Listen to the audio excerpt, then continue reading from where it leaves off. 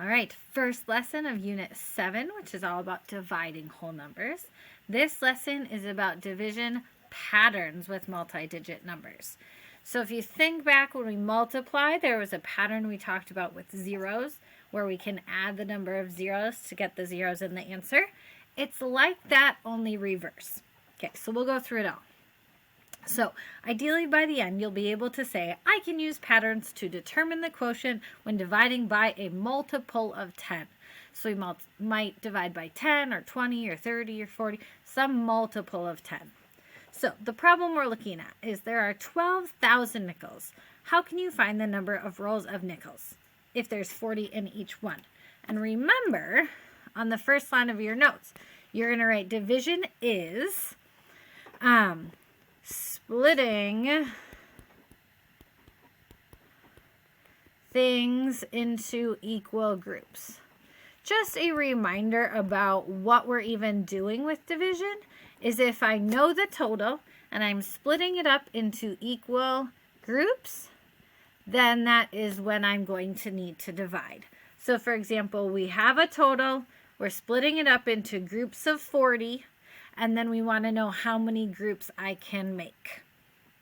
So how we're going to do that, okay, because if I'm just thinking, okay, 12,000 divided by 40 equals some number, how can I do that? There's a way I can use patterns to help me. So we can represent it like I just did by writing that equation. Remember, we can use a variable, a letter, to represent that missing number if we need to, or if we want to, instead of a question mark.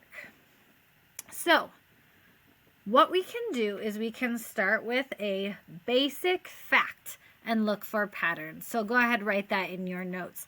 Look for a basic fact, and then we'll look for patterns. So this basic fact we're going to start with is 12 divided by 4 equals 3. Because if you think back, we had 12,000 divided by 40 equals something.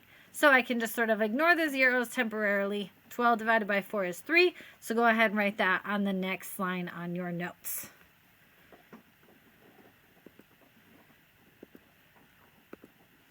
So now, if we add some zeros, so both the dividend and the divisor are going to be 10 times as much.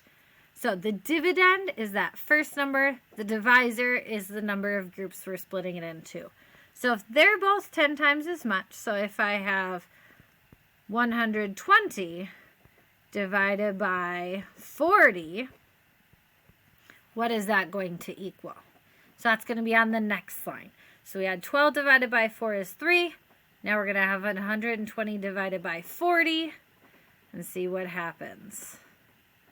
Okay, it's still going to equal 3. The quotient's going to stay the same. These zeros are going to cancel each other out. Oops. So that 0 cancels out that 0. And then we just have 12 divided by 4 left. So now if we only increase the dividend, which is that first number, by 10, we'd have 1,200 still divided by 40. Let's see what it's going to equal. Well, this 0 is going to cancel out that 0. I do still have a 0 left. So 12 divided by 4 is going to be 3, but I'm still going to have a 0. So if only the dividend is 10 times as much, then the quotient is also going to be 10 times as much. So go ahead and write that on the next line of your notes. 12,000 divided by 40 equals 30. Again, this 0 cancels out that 0, but I still have a 0 left. So hopefully you're seeing like why it's working, but also sort of I don't want to call it a cheat or a shortcut, but it is kind of like a little cheat or a way to get it quicker.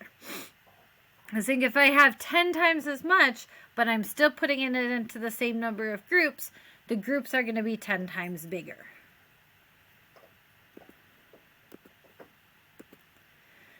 All right, so again, our first problem was 12,000.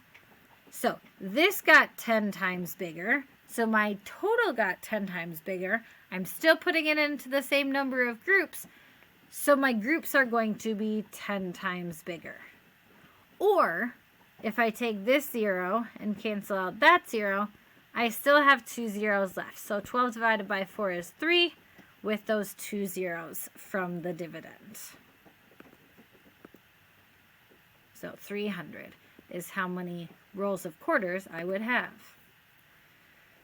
So make sure you have the different steps written in your notes. The basic, adding the zeros, adding the zeros. All right? There we go. So there it is if you missed it. If you had 12 divided by 4 as the first one, then you can just leave off one of the other ones as well to see, okay, as we make them both 10 times bigger, same number of groups. If I just make the first number 10 times bigger, I'm going to need, my groups are going to be 10 times bigger. We'll do more practice too, so you can see some more examples of how it will work. So we can use some patterns. Let's go ahead and do some practice. Come on, computer. There we go. Sometimes it takes a minute. So we're going to start down here. So if I have 20,000 divided by 40, remember we need to start with that basic fact. So I can say, okay, 20 divided by 4. Find it on your chart. I'm going to look in this row and try and find this number. So how many times, how many 4s does it take? How many 4s do I need to count by? Well, 4, 8, 12, 16, 20. That's 5. This 0 is going to cancel out with that 0. So I still have 2 zeros left. Notice how I did box that 20 so that I didn't get confused, because there is a 0 in that 20, but that's part of the basic fact. I don't put that 0 in the answer. Now it's going to be your turn to try. All right, so go ahead and try 15,000 divided by 30. All right, hopefully you got it.